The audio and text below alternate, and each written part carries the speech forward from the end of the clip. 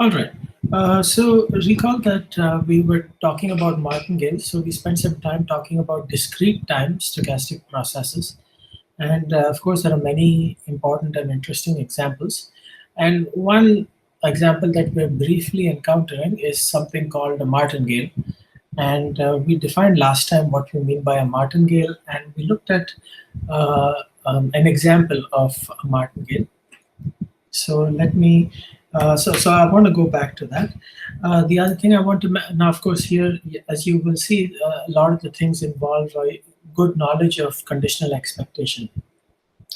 As I said, as you know, we don't have too much time left. So what I do want to do is, after giving just barely scratching the surface of martingale theory by just telling you what a martingale is, I also want to talk about certain other tools because I think we should mention them at least at some point. So we've said that there are things called limit theorems, right? Which tell you how you have what is the asymptotic behavior of a large number of random variables. One example we've seen is the law of large numbers. There's another one called the central limit theorem. Okay, and we will not have time to prove the central limit theorem, but I certainly want to talk about some of the tools that are used to prove the central limit theorem. These are interesting in their own right because they're basically Fourier transforms of measures. Okay, so this is again a topic in analysis. So I want to do that. So let me go ahead and turn off the video and let me go ahead and share the iPad screen with you.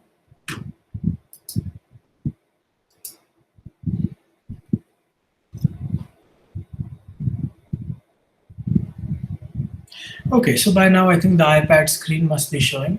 So we talked last time about what's a martingale, right? So we said that suppose omega f and p is a filtered probability space. If I have a process x equals xn, n greater than or equal to 0 on this space, I will say that this process is a martingale relative to the filtration Fn. Another way of saying that is to say that X is an Fn martingale if the following three conditions hold. The first is that X is Fn adapted. So what this means is Xn is Fn measurable for every n greater than or equal to 0. Right?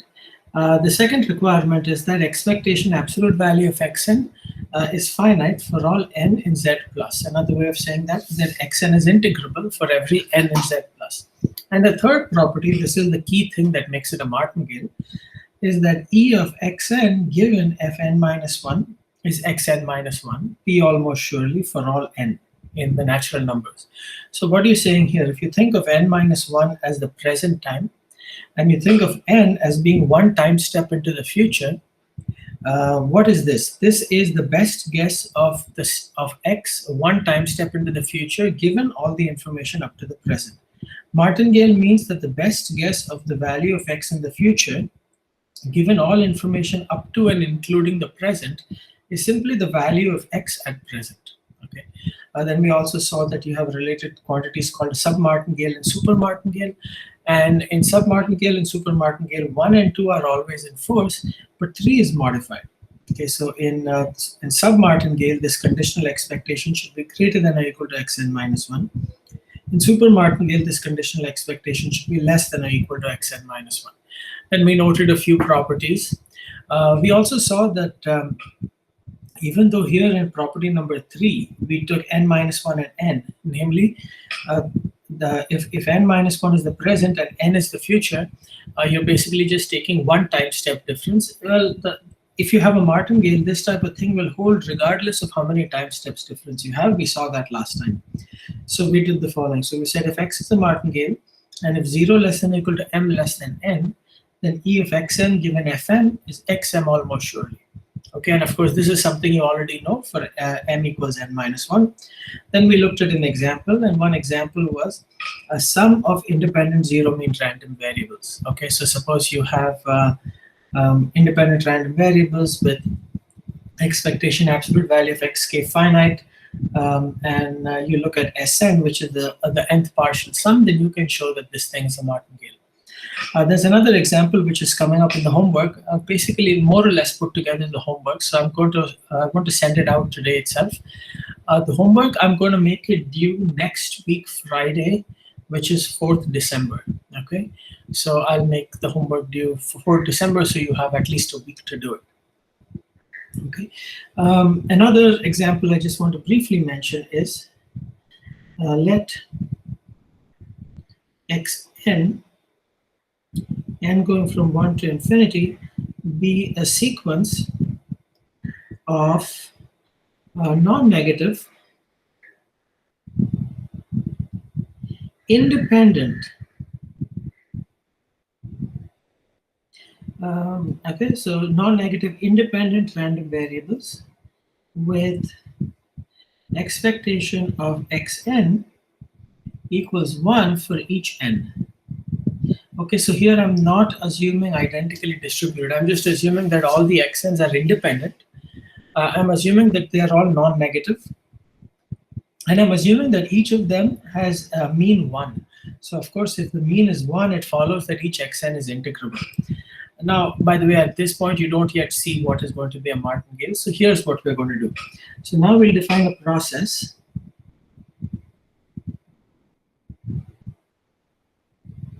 Mn, n greater than or equal to 0 by, so we'll take m0 equals 1, and for n greater than or equal to 1, we'll set mn to be the product I going from 1 to n xi.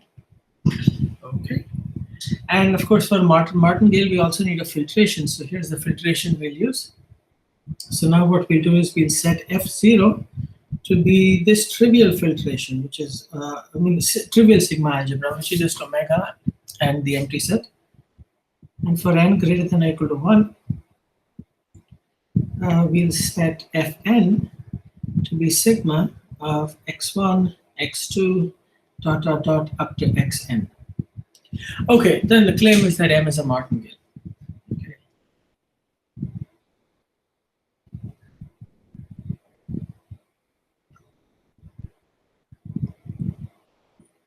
And this is a homework problem, so you will run into it very quickly. So again, this uses some important properties of conditional expectation, independence, and so on.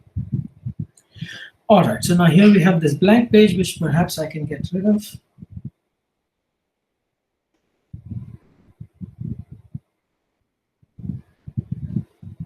What is this? Here we go. Okay, so this page looks completely blank. Let's move to trash. Okay. Close.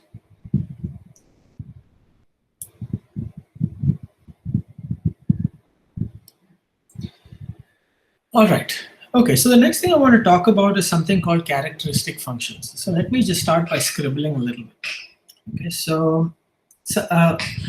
Okay, so I may not always say it, but you always assume that there is some fixed probability space omega fp sitting in the background on which all random variables are defined. Right? So suppose I have a probability space omega fp, right? And I have x taking omega to r, which is a random variable. Right now, we've seen what the moment generating function is. Right? The moment generating function is defined as follows. M of s is expectation e to the sx. Okay, and here the domain of the moment generating function may not be the whole real line. Okay, so this is for all s in R such that expectation is finite. Okay, so we have played with this sort of thing. Now this is basically a Laplace transform.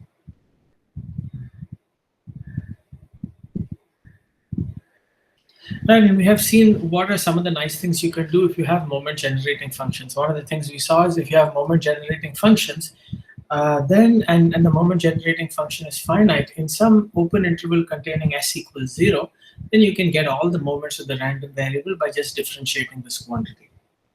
By the way, remember that m of 0 is always finite. Okay, so m of 0 equals 1. Now what we'll do is we'll introduce this new object. This is basically called the characteristic function. And what we're going to do here is we're going to take phi of theta equals expectation e to the I theta x. Okay. This is for all theta and r. And here, of course, I is the square root of -1. Okay, so as you can see, this looks quite similar to the moment generating function. There's a slight difference, right? Here, I have e to the real number times x. Here, I have e to the I times real number times x. Now, of course, x is a real random variable. Theta is the real number. I is the square root of -1. So you know that this guy is always going to have modulus 1. So you can expect that this expectation will be finite for all theta, and that is in fact the case. Another thing to quickly note is that here the random variable that I'm integrating is complex valued. So the result is going to be complex valued. So one is that this is going to be finite for all theta in R. That happens because this guy has absolute value 1. We'll go over this in detail, by the way, so no need to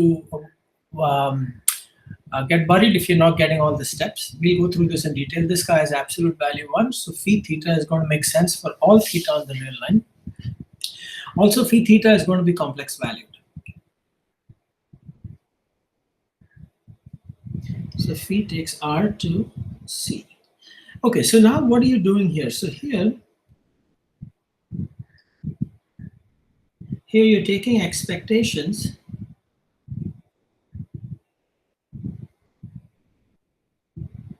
another way to say that is integrals, because you know that expectations are just integrals with respect to probability measures. Right? Taking expectations integrals of complex valued functions. So now you may be tempted to ask, well, we have talked about what it means for a real valued function to be measurable. What does it mean for a complex valued function to be measurable? Okay, so you may now ask this question.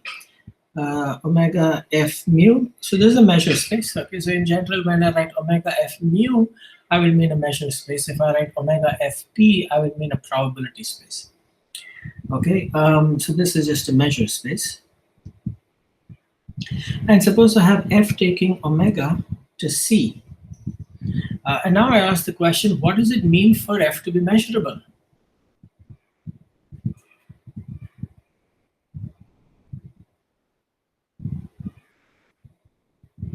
Now, you know the basic plot, right? You know that measurable just means inverse images of measurable sets are measurable. Okay, if I have to do that, then I need to know what are measurable subsets of C. In other words, I need to have a sigma algebra on C, which is going to tell me what are the measurable subsets. So that is the first order of business. Okay. All right, so characteristic functions. Let's start by noting a few facts from real analysis about complex valued functions on a measure space. Now, of course, this is from real analysis because you're looking at complex valued functions on a measure space. You're not looking at complex valued functions of a complex variable and then doing analytic and all that fun stuff. Okay, so you may object to the adjective real here, but often this kind of fits into the whole measure theory business. All right, so first question is, how do you get a sigma algebra on C? Because if you want to talk about f being measurable, you should say inverse image of a measurable set is measurable. Now, you know what are the measurable subsets of omega? They're simply the sets in f. Now, what is the sigma algebra on C? So basically what I'll do here is I will remind myself that set theoretically, C is the same as R2, okay? So if I just think in terms of sets, and I forget any algebraic operation, I forget taking the product of two complex numbers, I forget taking the inner product of two vectors in R2, or like just think of sets, that is it. And C is exactly the same as R2, right? So now what you can do is you can define the Borel sigma algebra on R2 as follows.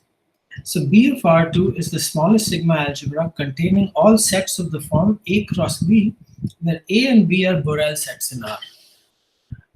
So here's what I claim. I claim that in terms of sets, leaving aside addition and multiplication and all that stuff, okay, in terms of sets, C is exactly the same as R2. Actually, addition of two complex numbers is also the same as the addition of two vectors in R2.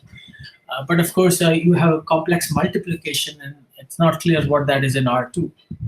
But okay, So what I'm going to do is I'm going to define a sigma algebra on B of R2. Yes, and the important thing to keep in mind is that if you look at the metric on C and on R2, basically it's the same thing, right? Actually, that may not be well said. That is poorly stated. But what I'm saying is that if on C, I measure the distance between two complex numbers Z and W by just taking the absolute value of Z minus W, well, this is just the familiar metric on R2. Okay, so it kind of seems reasonable that a set will be open in the complex plane if and only if it is open in R2. So it makes sense that the smallest sigma algebra containing all the open sets in R2 will be the smallest sigma algebra containing all the open sets in C. And then this is the thing that you should naturally call the Borel sigma algebra, because remember, on a topological space, the Borel sigma algebra is the smallest sigma algebra containing all the open sets. Anyway, so let's see how you get B of R2. So basically, this is the picture here.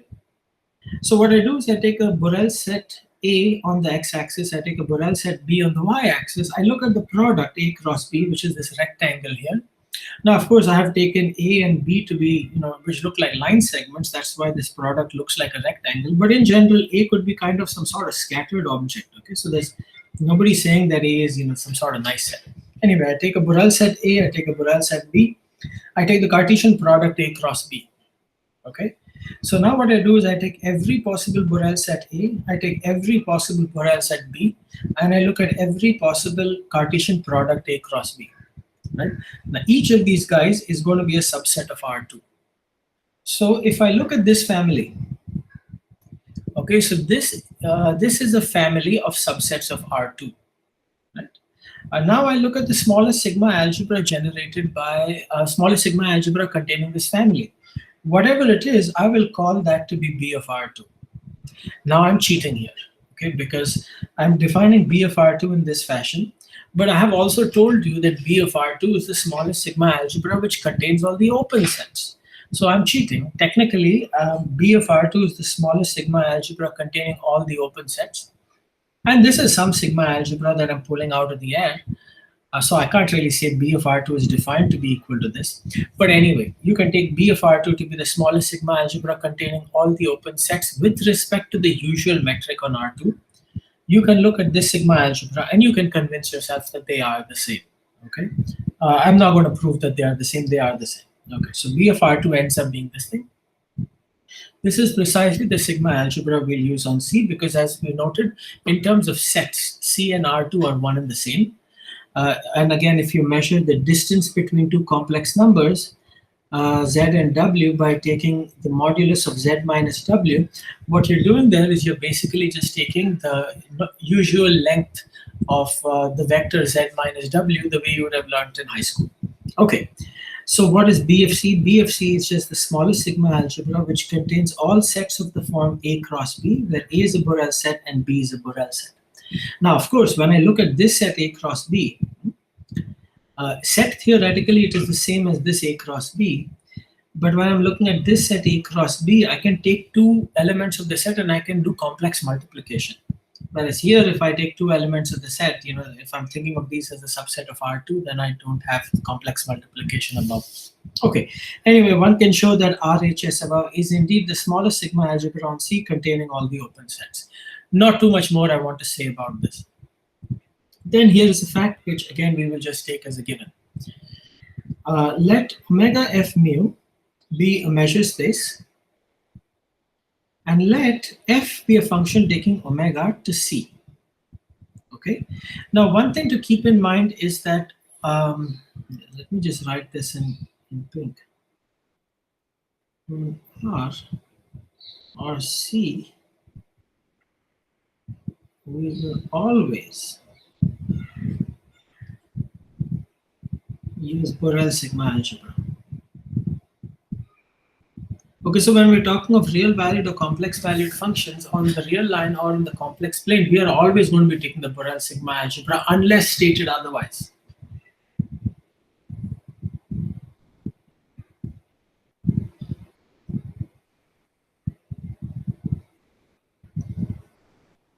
All right, so coming back here, let omega f mu be a measure space And suppose f is a function taking omega to c.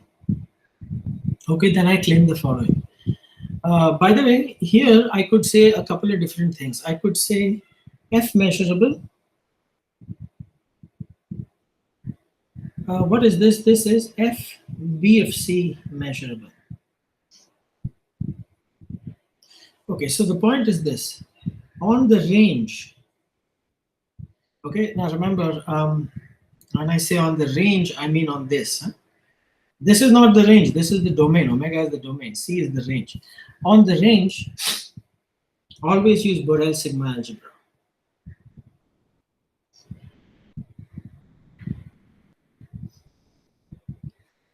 Okay. Anyway, so suppose f is a function taking omega to c, then I will say that f is script f measurable, or I will say it is f b of c measurable. And remember, I can just say this because this b of c is understood. I can show that f is f measurable, in other words, f b of c measurable, if and only if the real part of f taking omega to r and the imaginary part of f taking omega to r are f measurable.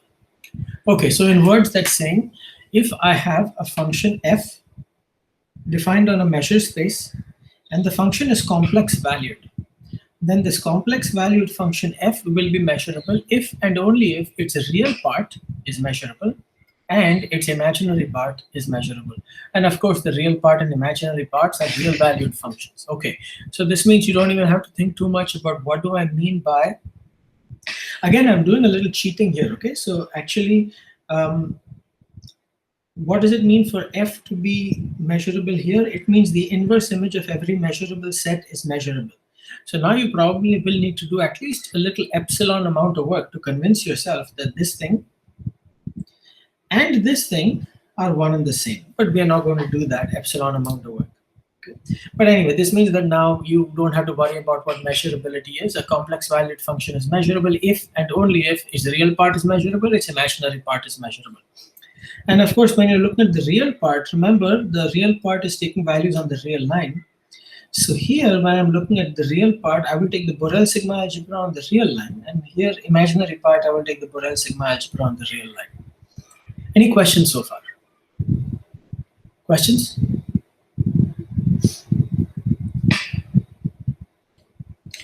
Okay, so this you already know. Of course, for z in the complex plane, Re of z and Im of z are respectively the real and imaginary parts of z.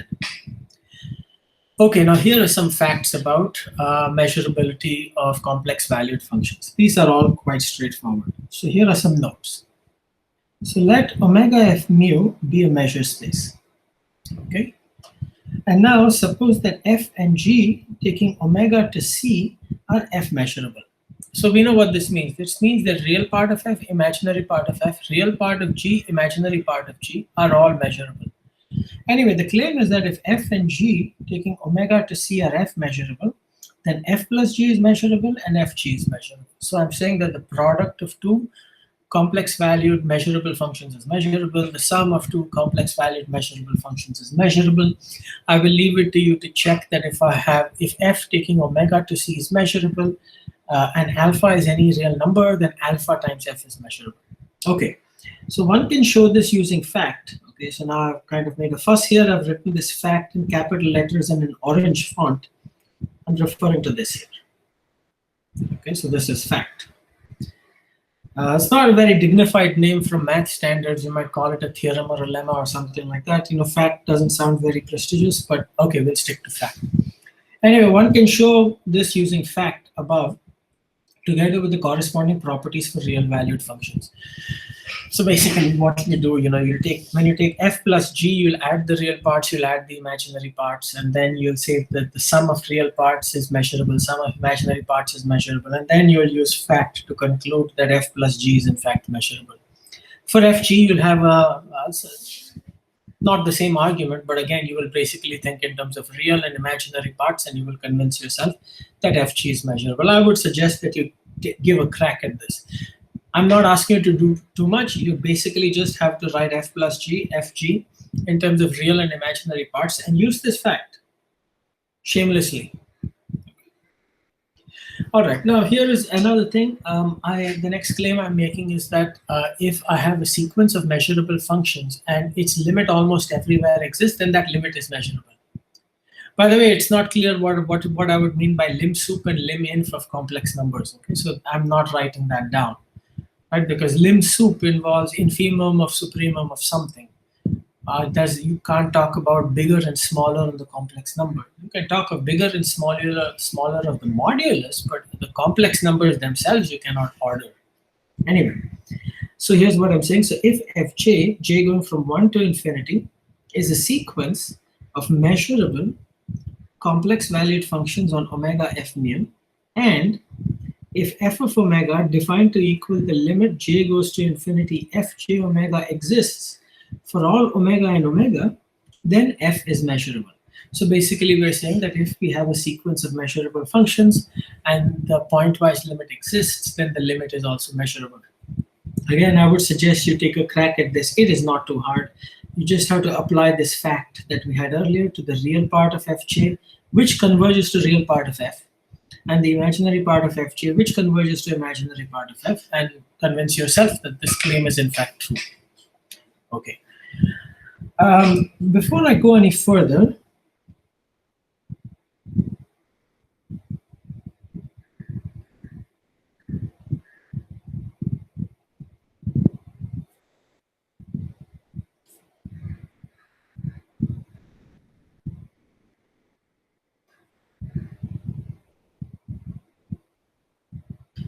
okay. Now I want to talk about what do I mean by a function. So now, where is the, okay, here we go. All right, so now suppose f taking omega to c is f measurable. Question is, what do we mean by f is integrable? Now your intuition will tell you that integrability means real part is integrable and imaginary part is integrable, and your intuition will be exactly correct. Okay. Your intuition will tell you that the integral of f should be integral of the real part plus I times integral of the imaginary part, and again you will be correct. Okay, but so we'll just briefly summarize this. So suppose f taking omega to c is f measurable. We will say that f is integrable if the integral mod f is finite. Okay, so now I am cheating here. Okay, why am I cheating here? This is the modulus of a complex number. I have not yet proven to you that this is in fact going to be measurable, but it is going to be measurable. Okay, have I made a note of that anywhere? No, I have not made a note of that. Okay, so I am cheating here. This modulus of f is going to be measurable. I have not proved it. I am not proving it. I will just state it. So if f taking omega to c is f measurable, then so is the absolute value of f. Okay. Now remember, this is the modulus of a complex number. It is the same symbol as absolute value, modulus of f taking omega to r. Actually, this is going to be r plus, so let's just write r plus. Okay, so this is also measurable. I'm not going to prove it. All right, so f is integrable if and only if the mod f is integrable. And again, mod f is a non-negative function. Okay, it's also measurable. That I've not proved, but it is. Okay. Further, if a belongs to f, we will say that f is integrable on a if the integral over a of mod f is finite. Again, completely believable stuff. Okay. Now, what did we say when we were talking about real valued functions? When I had f taking omega to r, what we said was that f is integrable if and only if integral f plus and integral f minus are finite. And this we saw is the same as if and only if integral absolute value of f is finite. The same type of thing is applying here. Okay, so now what you can do is you can see that modulus of f is less than or equal to absolute value of real part plus absolute value of imaginary part, less than or equal to 2 times modulus of f. Why is this true? Because this is just true for any complex number. Okay, so for any complex number z in the complex plane, modulus of z is less than or equal to absolute value of real part of z plus absolute value of imaginary part of z, which is less than or equal to 2 times modulus of z. It is not hard to prove this. I'm sure you have seen it. I will not go over it. Okay. All right. So basically, just using this fact for complex numbers, you will get that modulus of f is less than or equal to absolute value of the real part plus absolute value of the imaginary part less than or equal to 2 times modulus of f. So you can easily check that f is integrable if and only if real part of f and imaginary part of f are both integrable. I will again leave this check to you. Okay, so you may have to write down a few sentences to convince yourself of point number 4, but it's not difficult. I'm not going to go over it. But you can check that f is integrable if and only if the real part and the imaginary part are both integrable. But in this case, what should the integral of f be? And again, your intuition will lead you in the correct direction. In this case, we define the integral of f to be the integral of the real part of f plus I times the integral of the imaginary part of f. Completely believable. Any questions so far? Questions? Okay, so now I want to state one more thing, which is the Lebesgue dominated convergence theorem. So by the way, this whole business, you can basically think of this as all coming from analysis, because we're just talking of measurable functions. Of course, it applies to random variables, but basically these are also facts from analysis. So one more analysis fact before we get back to probability. And that analysis fact I want to state is the Lebesgue dominated convergence theorem, but now for complex valued functions. Okay. So suppose I have f taking omega to the complex plane, and this is integrable. Now, one can show this. I am not going to do it. This is again something completely believable. Absolute value of the integral is less than or equal to the integral of the absolute value. This sort of thing you have seen for real valued functions. It also ends up holding for complex valued functions. I will leave it to you to play around and convince yourself that this is true. Okay. But anyway, so what do I want to state? So I want to state also the Lebesgue dominated convergence theorem holds. So what does this say? It says, suppose fn, n going from 1 to infinity, is a sequence of integrable complex valued functions on omega f mu such that a, fn converges to f almost everywhere, and b, the fn's are dominated by an integrable function g. In other words, there exists a non-negative g which is integrable such that modulus fn less than or equal to g almost everywhere for all n. Okay, so the first one says that fn converges to f almost everywhere. Second one says that the fn's are dominated by an integrable function. In other words, I can find a non-negative integrable function g such that modulus fn less than or equal to g almost everywhere for all n. If this is true, then this limit function f is integrable, and the integral of f is the limit n goes to infinity integral fn. Any questions so far? Questions? All right, so what we just talked about was basically how to get, how to do some of this measure theory type stuff for complex valued functions. All right, so before we return to probability, I think right now may not be a bad time to talk about the assessment 3 and what our plan is. So I think initially when I made this announcement, at least one of you was missing. I'm going to be assigning a homework. I want to send it out today. It's going to have 5 problems. This homework set is going to be due on Friday, 4th December. Okay, so you have at least a week to do it.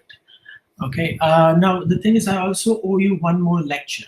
So one of the thoughts I have is that I'm covering new material today, I'll cover new material tomorrow, but I will have one more lecture which we can just have as discussion of whatever you want to discuss. We can just go over a quick review of everything. How do you guys feel about that, having one lecture dedicated to a review and question answer session? In this, you're of course free to bring up the problems. You're free to say, I'm looking at problem 3 on the homework, I'm wondering how to do it, can you give me a hint?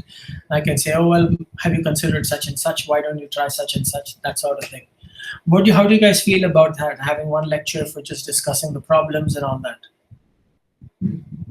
Yes, sir. Yes, sir. It would be better, sir. What's that? Oh, it'll be It would helpful. make. Yes, sir. Okay, excellent. Thank you. So then that's fine. So then new material today, new material tomorrow, but then after that we can just consolidate what we have learned. Okay. So then we need to think about when this, so then this can't be a recorded lecture, obviously, because uh, this has got to be interactive. So when would you like to do this lecture? Would you like to do it on Friday?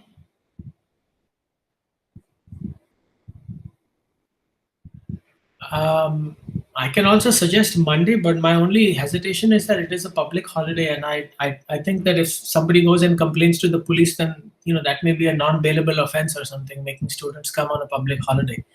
So I'm a little reluctant to say that let's do it on Monday. Any thoughts? And anyone wants to Sir, have? Friday we are having quiz. You're having quiz. Okay, so when would you like to do it? Saraswati? Yes. Sir, maybe on weekend if everyone agrees, then we can have on weekend also. I can Sir, make on it Saturday, sir, it's on fine, Saturday. sir. On Saturday, it's fine. Yes, sir. Saraswati, Mukesh, Somnath? Fine, sir. No, Fine, sir. I didn't get what you said. Did he say yes or no? Oh, fine for me. All right, very good. Thank you. Okay. Yes, sir. Fine. Okay, thank you, Mukesh. All right, so then let's aim for Saturday. So let me just make a quick note here. Review session. Well, let me not call it a session. Let me say review lecture / Q&A session on Saturday. Okay, let's see, what is the date? 25th Wednesday, 26th, 27th Friday, 28th Saturday. Okay, so 28th November 2020. Generally, I prefer doing this sort of stuff in the afternoon. How does afternoon sound to you guys? Good, bad, terrible? Good, sir. Good, okay, all right. Sir, Huh? I said good, sir. Oh, you said That's good. good. Okay, very good. So how about something like 3:30 to 4:30? Does that sound okay? Yes, sir. Thank you. All right, so we'll do 3:30 to 4:30 p.m. on Saturday. All right, now let's talk briefly about. Let's stop sharing. Okay, so yeah, let's just so and one more joined. Okay, that's not. I don't need to worry about that. All right, so now I'm looking at my calendar. Okay, now the assessment week. So Monday, 19th is Monday is Guru Nanak Jayanti. That's a holiday. Assessment 3 starts on Tuesday, 1st December. It goes through Monday, 7th December. Okay, now last time we had talked briefly about when we want to do the assessment. Once again, what I plan to do is I plan to have, let me scribble here. Here I want to have a 45-minute session with each of you. Okay, Sir, so the screen is not visible, sir. iPad screen is not visible. how did you know I was writing on the iPad? Oh, you could see what I was sorry. doing. Never mind. Yeah. Of course you can see what I'm doing. Present now, window. Will be recording. All right. So I want to take a 45-minute session. I know this sounds maybe a little more painful, but it's only going to be marginally more painful than what happened in October. I went and looked at my notes, and I think that time we had scheduled 40-minute sessions for everybody, right? And I remember we had done it in one afternoon. And so I think it was 40-minute sessions. And I had done 2 people back to back, and then a short break, and then 2 people back to back. So I'm thinking we can do something similar like this. So 45 minutes, 45, 90, 180 minutes. Okay, so the total is 180 minutes. And so then maybe what I'll do is I'll probably have 2 sessions, short break, I mean, like, I don't know, 5-10 minutes bathroom break type of thing. And then another 2 sessions. Okay, so that's what I'm thinking I'll do. Any questions, feedback, comments about this format? Okay, now let's discuss the day. Somebody told me, I think it was Saraswati, mentioned something about number theory and something about Neil Dhara is having something on 6th. Am I right?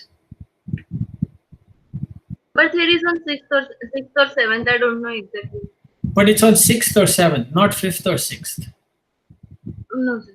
Okay. All right. So can I just get some feedback from you guys? Does anybody know when you Sir, have? Yeah. Sir, on 1st of December, Mukesh is having MME Viva, sir. Has And having on- what Viva? MME course, mathematical. Oh, Ma- that's not that abbreviation before. Okay. Okay, yes, sir. And 2nd and 3rd, we have. Hang on. Let me just write this down because I don't want to forget. Okay, sir. All right. So Okay, you can see the iPad screen, right? So if I'm making any mistake, tell me. All right. So Mukesh, Okay, on 1st December, he He's has having Yes, sir. MME. I have exam mathematics method of engineering. Okay, 1st December. Okay, then And 3 and 5. Second and 3rd will be for functional analysis, and 4th and 5th will be for algebraic topology, sir. so then when am I supposed to do this? Uh, What do you mean they need 2 days means what? Sir, the Viva is going to be on 2 days, but we don't know when we have our slot. That is not fixed, sir. Oh, Our turn, will it come on 2nd or 3rd? That we have no idea, sir. okay. All right. So let me just do the following. Let's go systematically. So 1st December, Mukesh has something. Is that correct? Yes, sir. Mathematical methods in engineering. 2nd December, anything? Anybody? Functional analysis. No. Which 2 days is functional analysis? 2nd and 3rd. You're sure? Yes, sir. So We have discussed, like our classmates, everyone we discussed, and we have fixed it, sir. functional. Okay, and then 4th and 5th is? Algebraic topology. Okay, and then what are we left with? So I think Saraswati is having number theory. She told on the Saraswati. last lecture. When do you have something? I'm sorry, the sound is not clear. I didn't catch that. So on 6th and 7th, I was having number theory, but I'm not sure which day I will have the presentation. Oh, okay. So you don't know one of those two. The presentation is split over 2 days. Yes, sir. Oh, is that right? Yes, sir. How many students are there in the class? Sir, I don't know, sir. Maybe 15, 16. Okay, all right. That's what I wanted. All right. So all the days are taken. So all right. So then, all of us are going to have to endure some degree of discomfort. Okay. So I cannot do this on 4 days. So we may have a situation where you may have exams on consecutive days. There's no way to avoid that.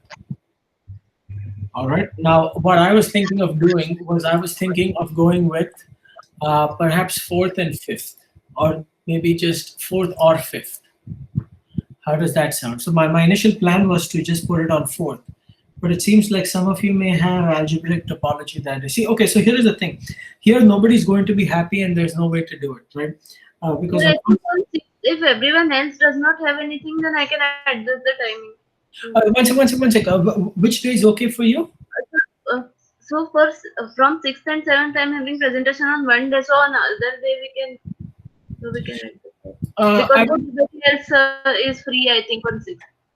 But suppose the thing is, I just get very tense when the calendar starts to move, and I want to finish it off. So suppose we do it on 6th, is that okay? Yes, sir, I think. And The time slot exact, I think that we can adjust it. I'm sorry? So if the time slot is clashing exactly, that time slot we can adjust that time. Okay. But you don't mind having 2 things on one day? Yes, sir. Okay. Because I think everybody else is free on 6th. Okay, everybody. Okay, thank you very much. Does that seem okay with you guys? Yes, sir. It's fine with us. Mukesh, Somnath? I think Yes, sir. Somnath perhaps is doing reading courses and probably doesn't have any exams, so I think he may be okay. Okay, so looks like everyone is fine with this. Let's see, where is this? So we are going December 2020. We are going with 6 December Sunday.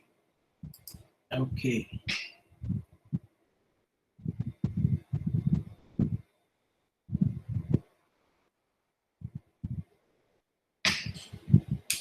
All right. But suppose we went with 5th, would that work?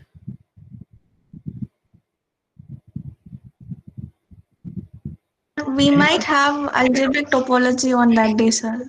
Okay, how big is that class? Do you have? I don't want a precise number, like just a rough estimate, like 15, Sir, 20? Sir, it's going to be for only 20 minutes, but we have no idea about the time slot. Also, algebraic topology is. Algebraic topology is a mandatory course. Okay, so that means the whole MSc second year will be there, right? Yes, sir. Okay, if the whole MSc second year is there, then we're talking of 40 students. No, not 40, but maybe a bit less. 28 students, sir. All right. All right. So then Also, PhD students. All right, there'll be a handful of PhD students. So then it looks like maybe 6 December Sunday seems our best bet. That's okay?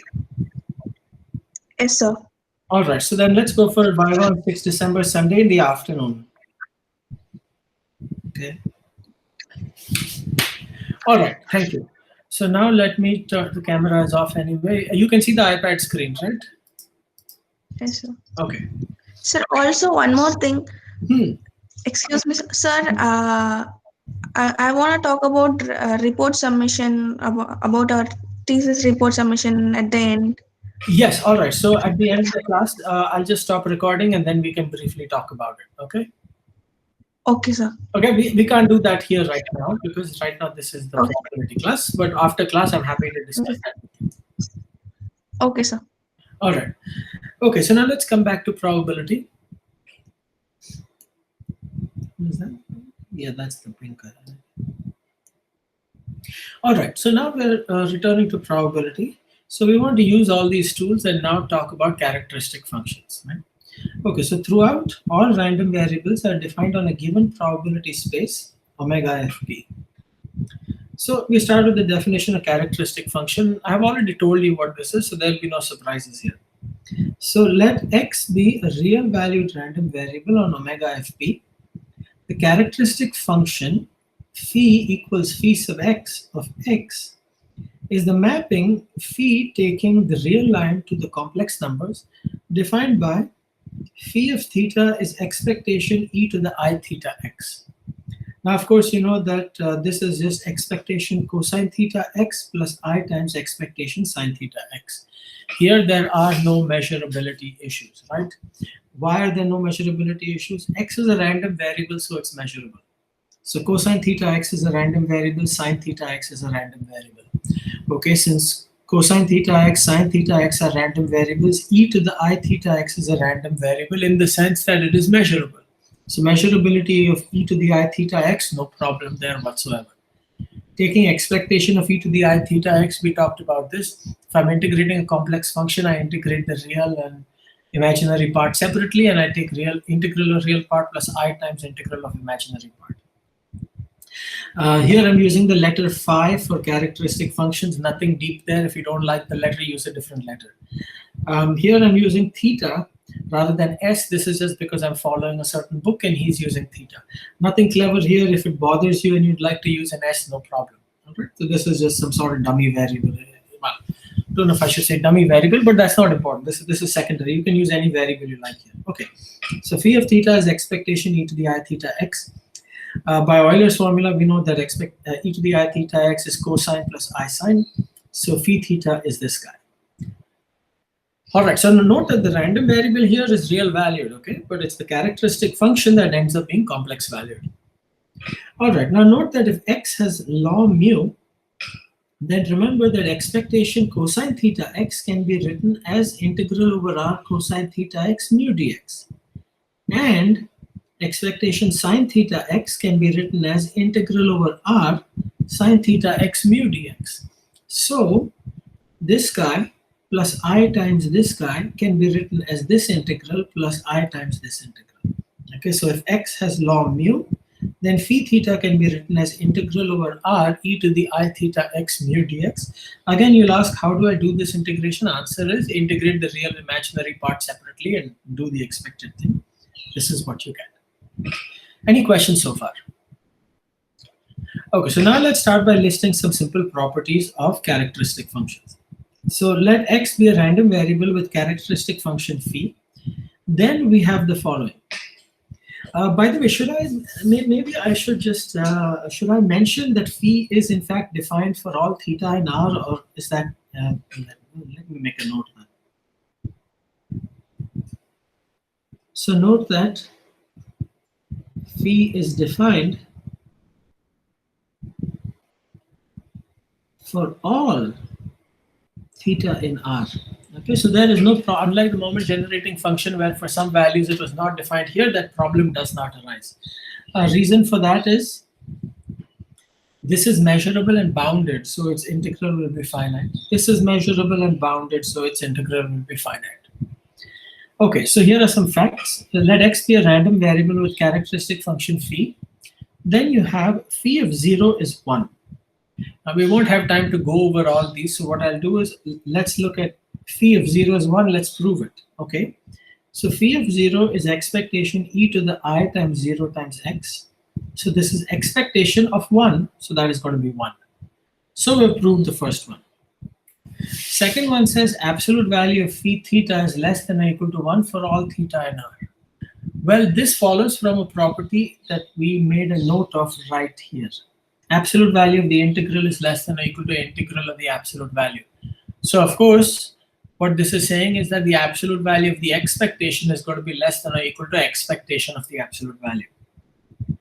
All right, so I'll take absolute value of phi of theta is absolute value expectation e to the I theta x. Now absolute value expectation is less than or equal to expectation absolute value of e to the I theta x. But absolute value of e to the I theta x is just 1, so I'll just get 1. And so phi of theta is less than or equal to 1 in absolute value. All right, the next ones will take a little more writing to do, so I don't want to get started on that right now. But the next property is that theta mapped to phi theta is continuous on the real line. Anyway, we'll note some more properties of characteristic functions next time. Any questions?